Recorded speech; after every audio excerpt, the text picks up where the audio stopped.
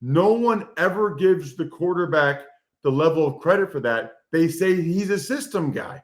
Well, oh, look, all he's doing is just throwing to the open guy. Like, that's so easy.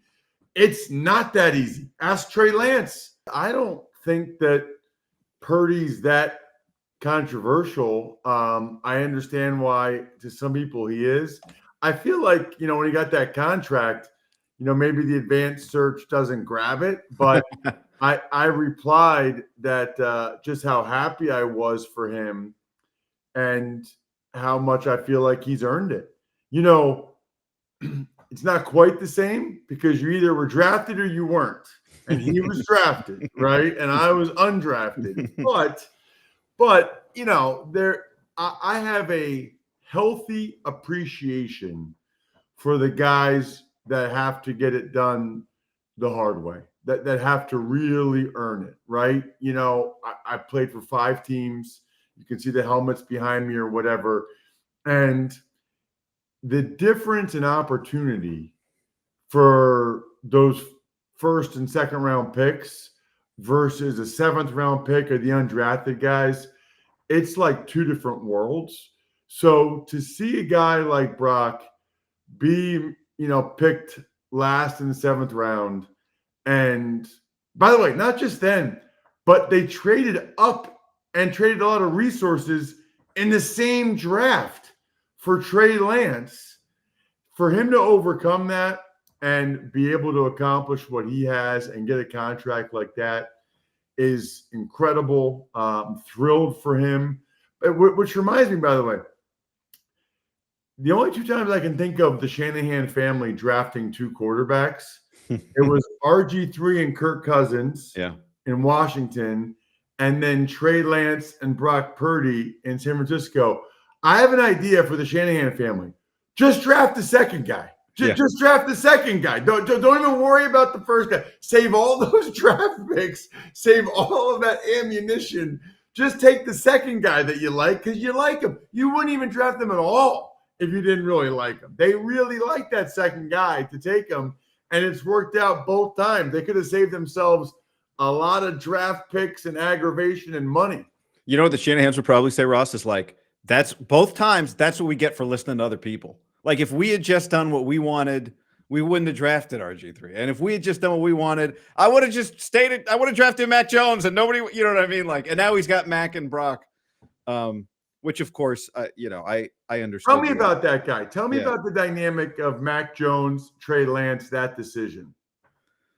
It's complicated. I think one of the best press conferences to watch is the pre-draft press conference from Kyle Shanahan that year.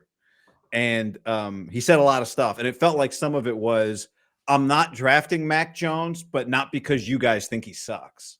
He doesn't suck. Like, he went through this whole thing about Drew Brees was good 30 years ago. He'll be good 30 years from now. Lamar Jackson's good 30 years ago. He'd be good 30 years from now. Like, there's no one. So if you go back and watch it, it's a fascinating. My favorite quote from that presser is, there aren't 32 people on the face of the earth that can play quarterback at an acceptable level. So he's saying, like, if you just target a certain skill set, you're going to narrow your vision too much. I think they got up, they drafted really high, they moved up. He more or less, it always felt to me, Guy, like, they made the trade. Yeah. And Chris Sims, who we know is tight with Kyle Shanahan, said Mac Jones. There was a lot of people that really felt like they did that for Mac Jones. And then at some point in the time between when they made the trade, which maybe this is a lesson for the timing of making these trades, but at some point in the time between when they made the trade and the draft, they changed their mind, or somehow they switched. Yeah, I don't know how. I don't know. I don't think their mind was made up necessarily when they made the trade, but you can see all the reasons that Kyle would have had a proclivity for Mac from the jump. But yeah, I think it became clear to them, like, you don't come all this way and not draft the traits guy. You just don't do that at number 3. And I think they felt like, that was a complicated draft in terms of how much time you could spend with guys, but they felt like Trey Lance they thought he was really sharp. they thought he had like he could grasp everything. And I think one of the things that turned out that he wasn't the dynamic level of athlete that like RG3 was. As a runner, he was not that comfortable. And I also think, it's easy to go back and put it all on Trey. I think, and maybe Mac would have been the right guy just for that moment. It turns out it's really hard as a quarterback to develop on a team that's also trying to win right away. And Jimmy Garoppolo's hanging out in the back. And so it's just, back to your point about like undrafted guys, I've heard a lot. You're alluding to this. I don't think people quite totally understand as great of a meritocracy relative to like your corporate job that football is. The seventh round guy, the third round guy gets so many more chances, and the seventh round guy gets like 3 reps. I mean, better than I'm not telling you. Yeah, it's still not nearly as much of a meritocracy as you would like it to be. And you make a really good point, Guy. It's probably about as much of a meritocracy as there is in terms of professions. And even this, there's some built-in biases. I guess what I would say about that, though, is it's still a meritocracy in the sense of when you get drafted, right? Like these teams aren't drafting a guy in the first or second round as a favor to their dad or, like things like that go on in the real world, right? Like they're drafting them higher because they think that they're better. And because of that, and the investment that they've made in them, they have a more vested interest in watching them succeed. I give credit to, it's one of the things I look at when I see a team, and I mean this all sincerity, when I see a team that cuts draft picks, other people will criticize them. They cut 2 of their draft picks. I think it's a great sign. I think it's a terrific sign that it's a confident general manager who realizes if you're cutting a draft pick, that means that, one of the undrafted guys or somebody else you think is better and more valuable, and you don't want to lose them. And it nets out anyway. I was on too many teams where I can think of multiple examples off the top of my head of draft picks, like 6th and 7th round picks that were horrendous in camp. They had no business making the team, but the general manager was just not going to cut one of his draft picks because he thought it was a bad look for him. He just wasn't going to do it.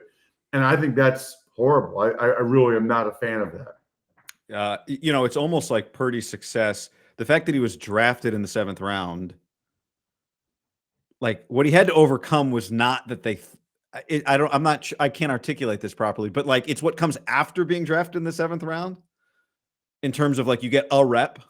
And this is, and okay, there's 2 things there, Guy. Number one, you're right.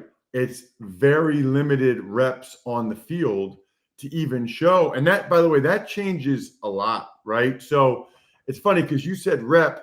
There's 2 ways we can use that word. Number one is repetitions on the football field. And I can just tell you right now, 2001 with the Redskins, Marty Schottenheimer gave all the undrafted free agents a legitimate chance. Like the threes went in there and got reps. Okay. The next year with Steve Spurrier, they had no chance in hell. they didn't even get any reps. The undrafted guys. Thank goodness my rookie year was 1 year earlier because I made the team with Schottenheimer. The next year with Spurrier, none of those undrafted guys made. They didn't even get any reps. But it's funny when you first said rep, Guy, I wasn't thinking like snaps on the field. I was thinking the fact that Brock Purdy's reputation as a 7th round pick, that stays with you. I remember when Brady took over for Bledsoe, even after they won the Super Bowl, there was talk about whether it should be Bledsoe or Brady the next year, with this thought process being that Brady more or less was fortunate, caught lightning in a bottle that year, and the Patriots won the Super Bowl. It was really the defense. he's really not a number one overall pick type of quarterback like Drew Bledsoe. He's really not that talented. Like that where you are selected stays with you really your whole career until you're like Tom Brady or one of these guys that has a ridiculous career. And for Purdy, he's probably going to have to win the Super Bowl, for certain people to finally acknowledge how good he is. Because the other thing that relates to Brock and like Tom Brady is we live in such a highlight-driven society, okay? Video, highlight. When's the last time? Can you remember a play that people show all the time about Tom Brady where you're like, wow, did you see that? Did you see what Tom Brady just did? No, because it's like Edelman's catch, Yeah, right. Yeah. It's never that visually impressive.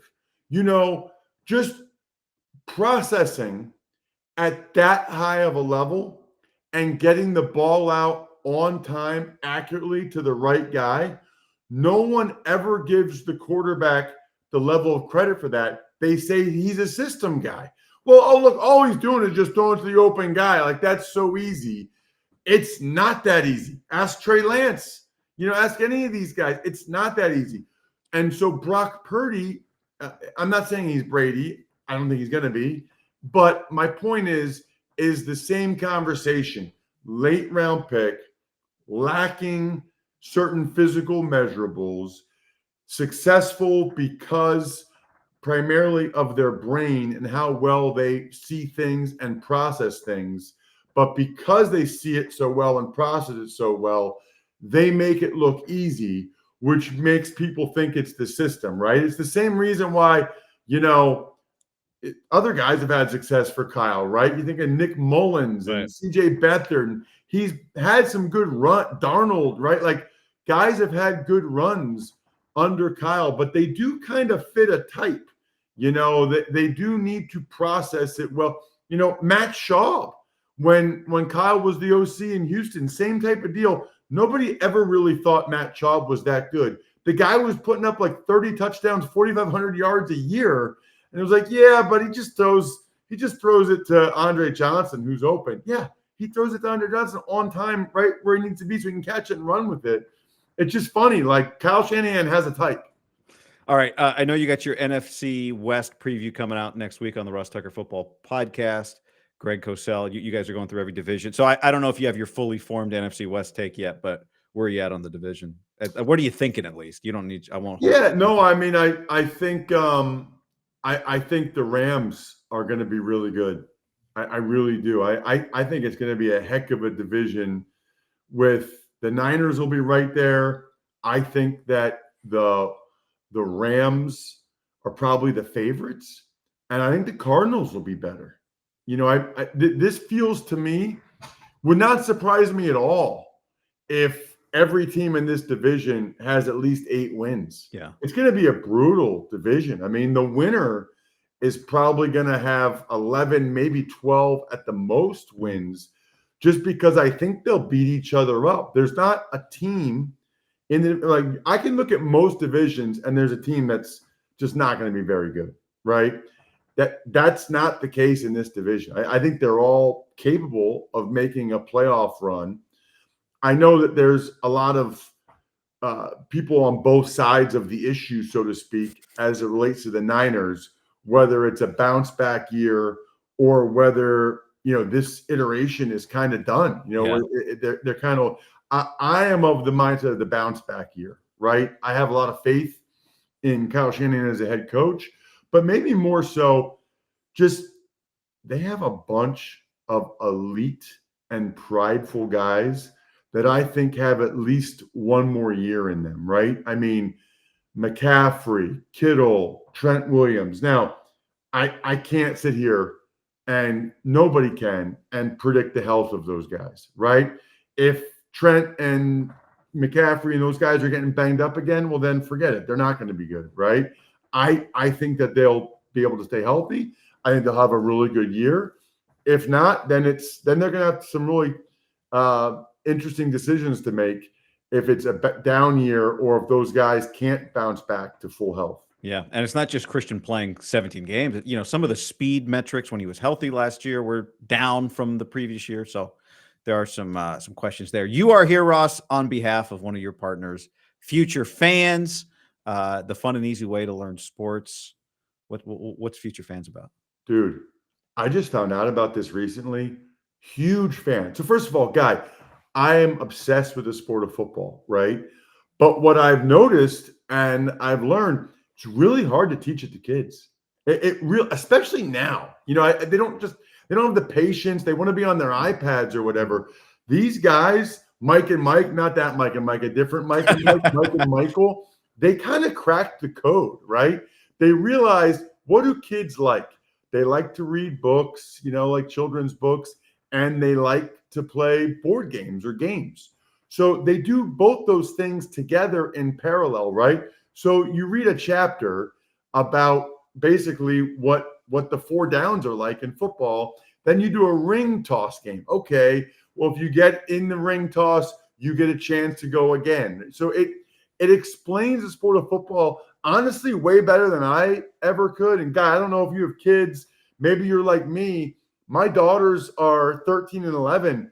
They really don't know the game that much. So maybe it's because, like you, I'm away every weekend, so I'm not home, but I have not done a good job of it. This thing is the way to get your child or niece or nephew or grandchild to be a lifelong fan, which is like gold, right? When I'm home, even if I am home and it's a Monday night or Thursday night and the Eagles are playing, which is they're Eagles fans, they still don't want to sit there and watch it with me, which is really disappointing. I mean, the older one a little bit, it's disappointing. And if I'd done a better job of getting them Future Fans when they were younger, they would understand it. They would be into it. They would sit there and watch it with me, which I would just love, right? Like that's a lifelong gift to yourself. So any dads out there, either just buy it yourself at futurefans.com or ask for it for Father's Day. Because it's like, to me, it's like the gift that keeps on giving. It's futurefans.com. And if you go right now, they do have a 20% discount code. So it only costs $60 anyway. So then you get 20% off and you'll actually have your child, grandchild, niece, nephew, whoever, watch it with you. That's pretty darn cool. If you can have someone sit there and watch the Niners games with you, like you did growing up, probably with your dad when it was Montana and Steve Young. Yeah, that's cool. At minimum, you want your daughters to watch Dad when he's on CBS. Like the least they could do is watch you. You know what, dude? They watch. They're like my mom. They watch the on-camera open and then they're out. Why? It's nothing like when you get a joint in progress and you don't even get the on-cam until halftime. It's unbelievable. They watch the on-camera open and that's it. They don't care about anything else. My wife will have it on like in the background so she can hear it while she's like doing chores around the house. I don't know. I mean, I don't know what that says about me or them, but they're just not that into it. And maybe it's my fault. I don't know. I should have gotten them futurefans.com. Actually, I blame the Future Fans guys. They should have came out with it when my kids were little. Ross, appreciate it, man. Great talking to you. Hey, great talking with you guys. Thanks for having me.